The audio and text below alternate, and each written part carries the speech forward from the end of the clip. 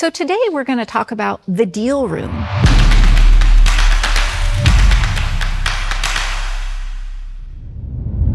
Welcome to the Freedom to Exit podcast.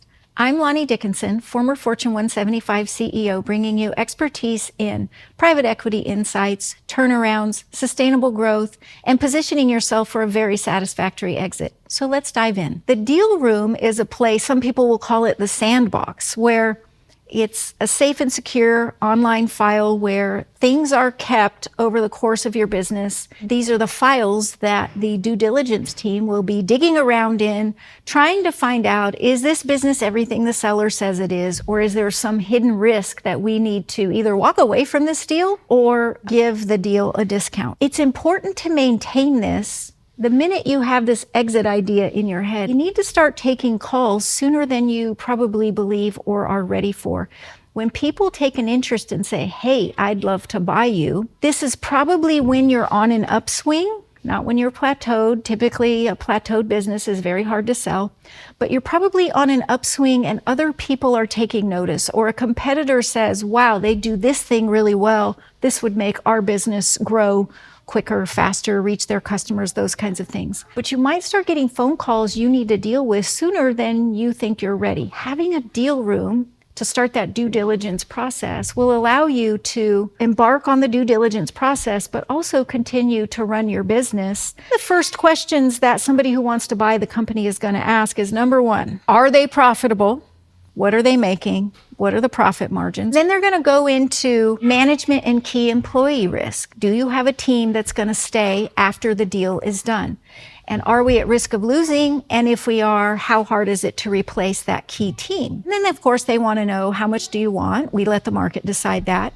And they want to know, who are you talking to and what is the process? The first thing they're going to look at is your financials. Having audited financials is really important. If they're not audited, there's going to be some question and some doubt and some discussion. Discussion almost always leads to the discussion about a discount in price. They're also buying future cash flows and potential for growth that's going to give them returns more than they can make in the market. At a reduced risk, or if they have more risk, the price goes down. You want to have in there a list of top 5 who should buy you and who should you buy to accelerate your growth. If you had the cash and the position to be able to buy them, if you've done the work to investigate why you would fit for these other companies that might want to buy you, that's also particularly interesting for the deal room and the conversations. You want to have information about growth, your business, the industry, in your location, nationally. What is the industry trend saying about this business? They're buying growth and future cash flow. So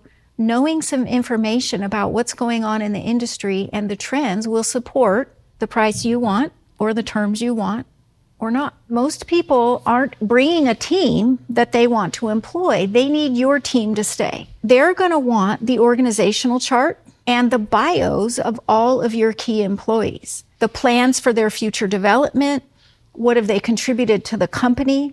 And how do we know that they will stay? You're basically marketing why your team is awesome. You will have done some work in the background to make sure that they will stay post-transition. That's largely through the way you build their compensation plans. You'll want to have a history of the company, the milestones that have been achieved. What is the DNA of this company? Are you a company that always fights and always wins? Are you a company that takes a few hits and learns the lessons and then comes out stronger? Why did we get started? What drives us? What are the milestones we've achieved? If you were in business in 2008 and 2020, you certainly want to tell the 2008 and 2020 peak to trough story.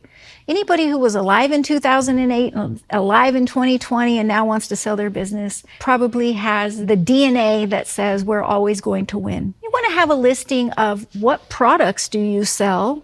And then what is the margin by product? How profitable is each product that we sell on a spreadsheet well in advance? You want to have an assessment of your top 20 customers and show the volume and the profit by customer. Remember, We need a diversified customer base. We need a diversified supplier base. Showing that we have this diversified base decreases risk. If we have one customer type, we're at risk. If they go out of business, they have a bad day, then our business isn't going to do so well. Then showing the volume and profit by customer tells them very quickly who the strategic relationships are and the relationships we have to protect in the transition. Anybody buying a business is worried that when you, the founder, go away, the employees and the customers may go away too. You're going to have a key competitor assessment in there. You have to know your market. Who are the people around you who are competing against you and trying to take your market? A transition is a rocky time, and the buyer knows that. They're going to be looking at, what can we do to win against the competitors? Could we maybe also acquire the competitors down the road? If you have any intellectual property, any patents, trademarks, anything that makes you unique, you have a certain type of access to a resource,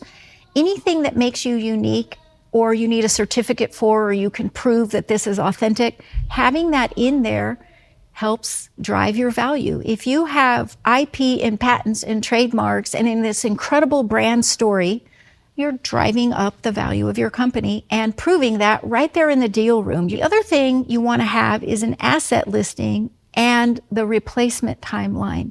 Nobody is trying to buy an opportunity to buy more machines. You want to keep your capital up along the way. Having a listing of every asset we have and the replacement timeline tells them right away what investments are they going to need to make. That's going to lead to negotiation and price and then the working capital on the other side of the deal. If you don't have that, you're going to have to create all of this stuff, which is going to be incredible pressure on you to create all this stuff and also run your companies. As you get these things developed, putting them in a deal room, you will be that much more prepared. When somebody calls and you say, I'll give you access to the deal room, and they can start answering their initial questions, it's an incredibly favorable impression of you and the way you do business. As you think about the people who would be in your deal room, I want you to be thinking about who are the people it would make sense to buy you, even if you're not looking to sell today.